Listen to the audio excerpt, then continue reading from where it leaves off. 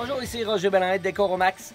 Aujourd'hui, je suis ici en train de faire une autre terrasse. Et là, je vais vous donner un autre truc et conseil. Beaucoup de monde m'ont demandé hey, quelle sorte de papier sablé est utilisé. Tout dépend du type de bois. Mais regardez, moi je vais vous dire une chose. Ceux qui vont vous vendre l'idée vont vous dire ah, du 80, du 100, du 60. Regarde, ils sont tous mêlés. Tout dépend du type de bois. Demandez-leur sinon déjà fait. Regardez, moi là, personnellement, j'utilise toujours du 40. Là, on va dire, hey, on n'a pas. On a du seb ici, présentement, ça va faire plein de chihuahuas. Des graphines, on va dire. Alors, regardez ici, on a deux 40 différents. Alors, je vais vous le montrer. Un 40 ici, qui est beaucoup plus agressif, de meilleure qualité. Il dure 3 fois plus longtemps que celui-là. Mais celui-là va être un petit peu plus doux. Pourtant, c'est du 40. Alors, si vous avez de la peinture et vous voulez vraiment décaper, je vais vous recommander d'acheter ce gris-là. Il va vous durer 3 fois plus longtemps puis il va vraiment décaper. Ici, dans le cas d'ici, notre cliente, elle voulait avoir vraiment une finition un peu plus doux, tout le kit. Puis, elle voulait vraiment avoir du 60. Alors, j'ai fait le test et du 60. C'est long. C'est vraiment trop long. Alors, ce qu'on fait, moi, ce que j'ai fait, j'utilise le 40.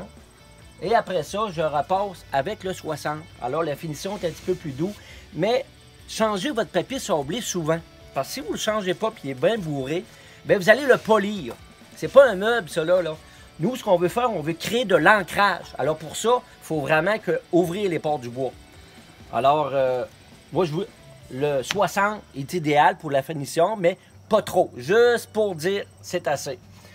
Et après ça, quand vous allez faire votre finition avec la teinture, quelle que soit la marque, avec le pinceau, ben bingo. Si vous voyez des petites graphines, c'est parce que vraiment, votre grain était trop gros. Ça dépend du poids, ça dépend de la vitesse de votre machine, la vitesse que vous allez aller. Alors, c'est tous ces facteurs-là qui vont faire la différence que la job est bien faite ou la job est botchée. Roger Bélanger pour Décoromax.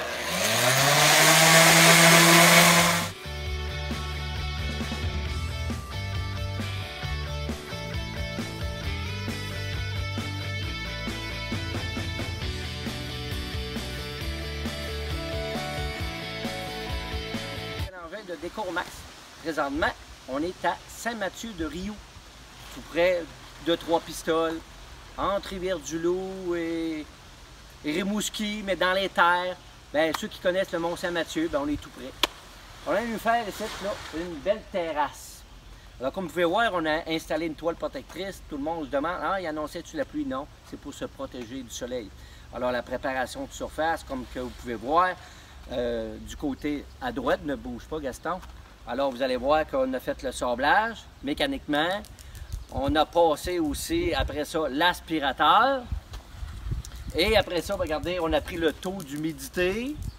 Et après ça, regardez, on a installé la toile protectrice pour pouvoir être protégé du soleil. Alors, vous savez que si on est carrément au soleil, la teinture n'a pas le temps de sécher et elle va figer à la surface, qui fait que le rendement, à moyen long terme, on met ça sur la faute de la teinture. Mais là, c'est parce que c'est une question de protocole d'assurance de contrôle de qualité que nous, on a Décoromax.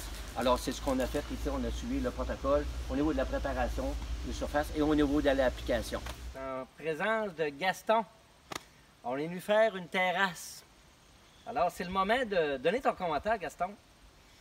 Bon, ben notre ami Roger de Décoromax, je vous dis qu'il fait un travail, c'est extraordinaire. C'est plein de petits détails, plein de choses, on penserait tout savoir. Là, je me suis rendu compte que moi, j'étais plus comment je dirais, donc, un étendeur qu'un peintre. Alors donc, notre ami Roger, la préparation du matériel, l'aspiration, tout ça, fait en sorte que le travail fini est extraordinaire. Chapeau Décoromax. Oui, mais tu sais que quand j'ai arrivé, j'ai dit, regarde, j'ai un protocole, puis il faut faire ça étape par étape de cette façon-là. Et ça a eu un rôle important pour... Absolument. Hein? Fait qu'on a sauvé du temps avec ma machine professionnelle que j'ai emmenée.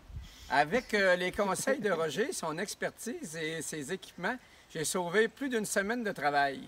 Là, peut-être t'exagères un petit peu. Ah non, une semaine, au minimum une semaine, mais plus qu'une semaine parce que le produit fini est supérieur et le travail de préparation étant mieux que ce que moi j'avais fait, c'est sûr que la teinture n'écaillera pas.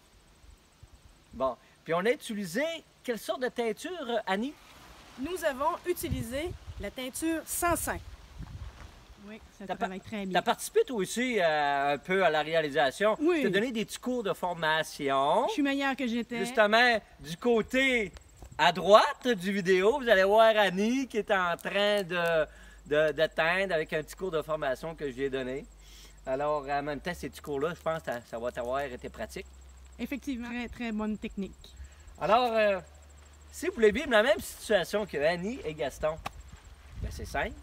418-955-7679 et on se déplace partout dans la province de Québec. Alors, n'hésitez pas à nous appeler. Yeah!